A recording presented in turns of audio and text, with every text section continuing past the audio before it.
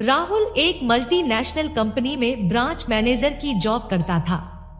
एक दिन राहुल को ऑफिस से घर जाने के लिए लेट हो गया था। सर्दी की मौसम होने के कारण रात भी जल्दी हो गई थी। ठंड भी बहुत शुरू हो चुकी थी।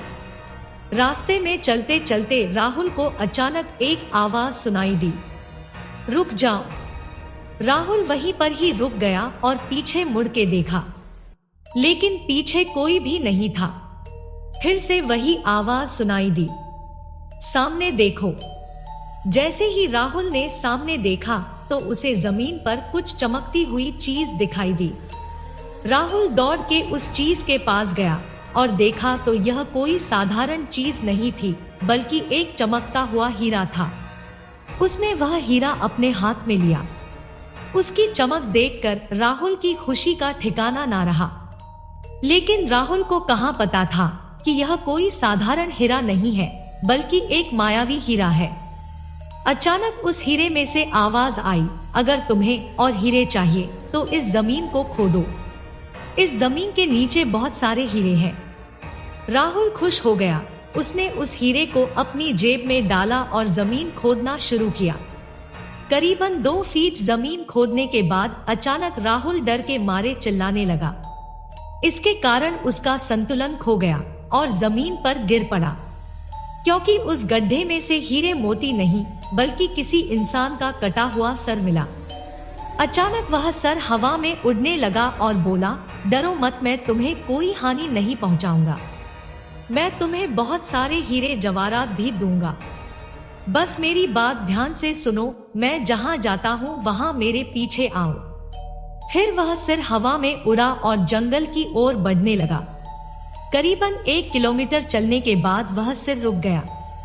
राहुल भी रुक गया।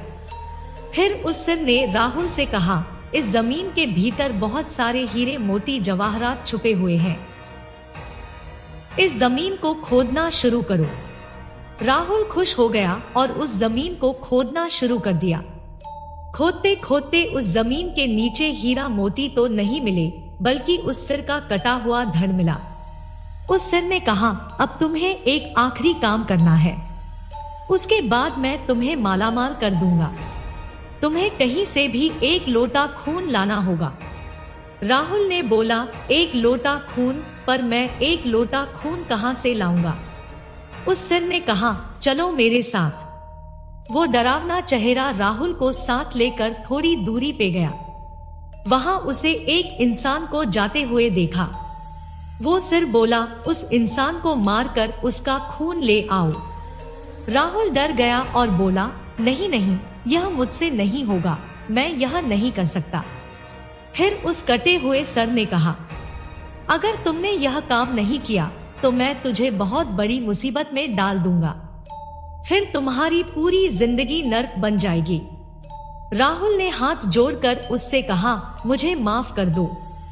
अगर मैंने उसे मारा तो मुझे पुलिस गिरफ्तार कर लेगी और मुझे जेल जाना पड़ेगा। उस सिर ने अपने तंत्र मंत्र की शक्ति से एक छुरी और लोटा प्रकट किया और गुस्से से बोला, अगर तुम मेरा यह काम नहीं करोगे तो मैं तुम्हारे पूरे परिवार को मौत के घाट उतार दूंगा। राहुल ने मजबूरी में आकर उस आदमी को मार डाला और उसका खून लेकर उस सिर के पास गया। वो सिर खून को देखकर बहुत खुश हुआ और बोला, यह खून मेरे शरीर पे डाल दे।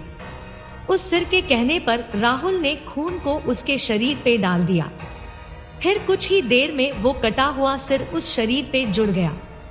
यह सब देखकर राहुल की हालत अब खराब होने लगी।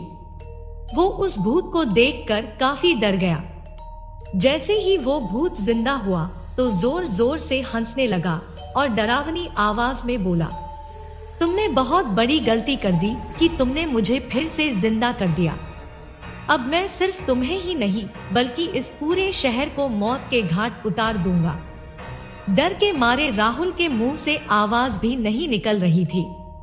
वो अपने जान बचाने के लिए वहां से दौड़ा, लेकिन उस भूत ने छलांग लगाकर राहुल को जमीन पे गिरा दिया और बोला, मुझे बहुत भूख लगी है, अब मैं तुम्हारा मांस खाऊंगा।